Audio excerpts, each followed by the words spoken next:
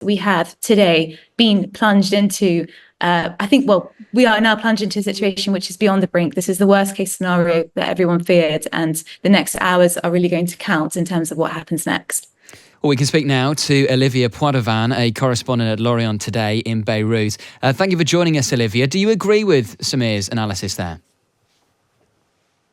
Yeah, this is a major moment in this conflict. Up until now, Hezbollah and its backer Iran had perhaps been fairly confident in their capabilities to hold this front of support that they had opened in support of their ally Hamas on October the 8th, the day after the Hamas assault on Israel. They had been fairly confident that they had been holding the line and showing that they could be fairly, calm and resist escalating to a dangerous degree. But in the past week, that completely changed. We saw essentially vast swathes of Hezbollah's Jihad Council, the top military council, wiped out in those targeted assassinations by the Israeli army. We also saw the Israeli army essentially bring horror to the streets of Beirut and across the country as a result of those walkie-talkie and pager explosives and explosions.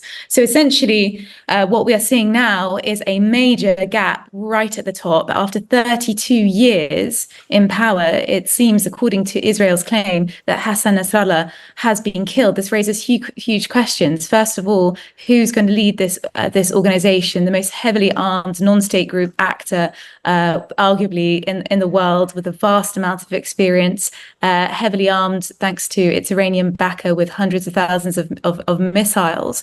Nasrallah arguably was seen as bringing discipline to the party. Who's going to negotiate a ceasefire deal in Gaza? Up until now, Hezbollah said that they would not stop fighting unless there was a ceasefire there. But who's going to be the key interlocutor between Iran, Hezbollah, and Hamas? That creates another huge void.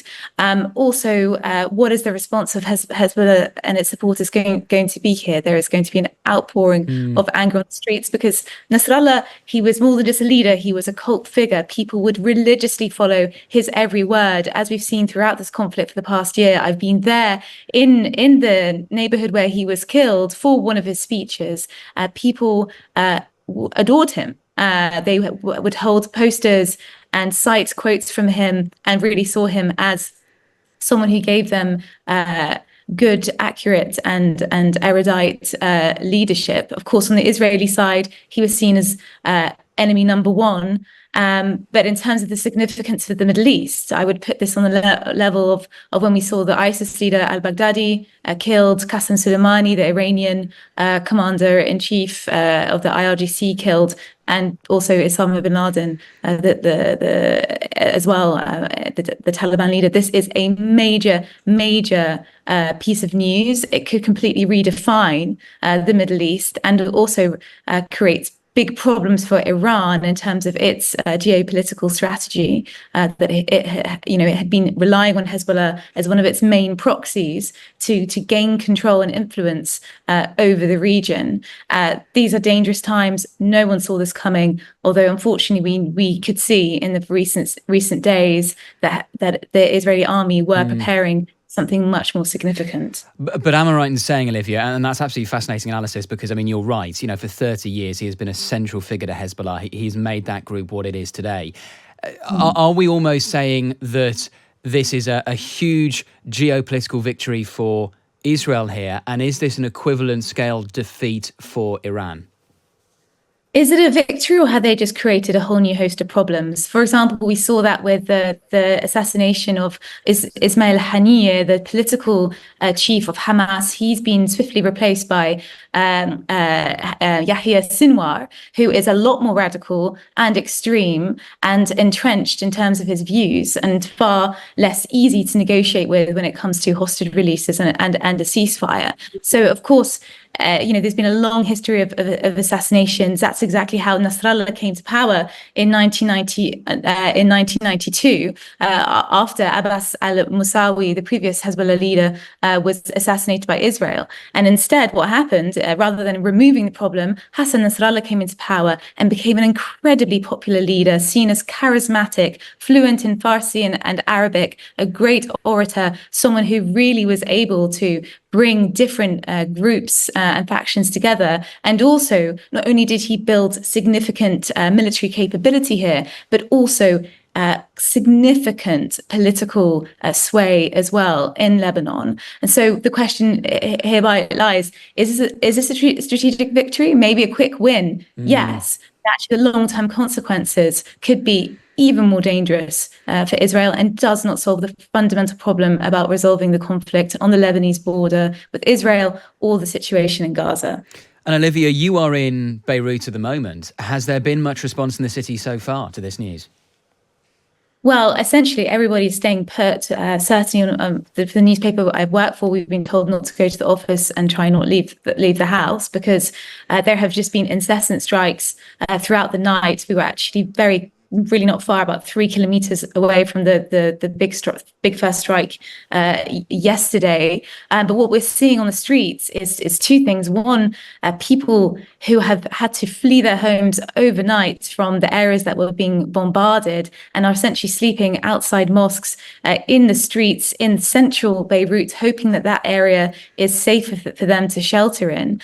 And secondly, what we are going to be seeing is a diversity of opinion about this news. Lebanon is a complex country. Hezbollah was mainly supported by members of the Shia community, but it did also have cross-sectarian support from Christians and Sunnis. But it was also deeply unpopular. Certainly, Christian political groups have been heavily critical of Hassan Nasrallah and Hezbollah's decision to open this conflict with Israel, and had repeatedly warned that this was going to end in an all-out war. So again, it'll be interesting to watch what their reactions are going to be. And again, this country is already on its knees politically. It doesn't have a proper government. It's a caretaker government. Economically, it's completely on its knees after the 2019 crisis. People are traumatized still after the Beirut blast on the 4th of August back in 2020. This is a population who really cannot withstand any more stress or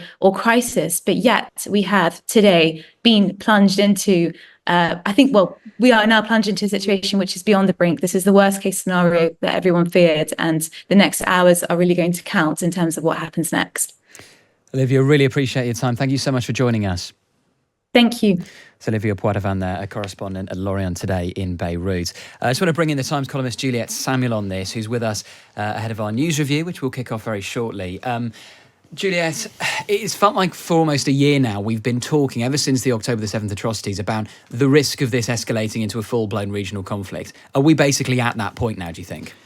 Yeah, it's pretty hard to see how there isn't going to be a major, if not sort of full-scale war reaction from the Lebanese side, except, insofar as Hezbollah may be in such disarray that they're not capable of launching such an offensive.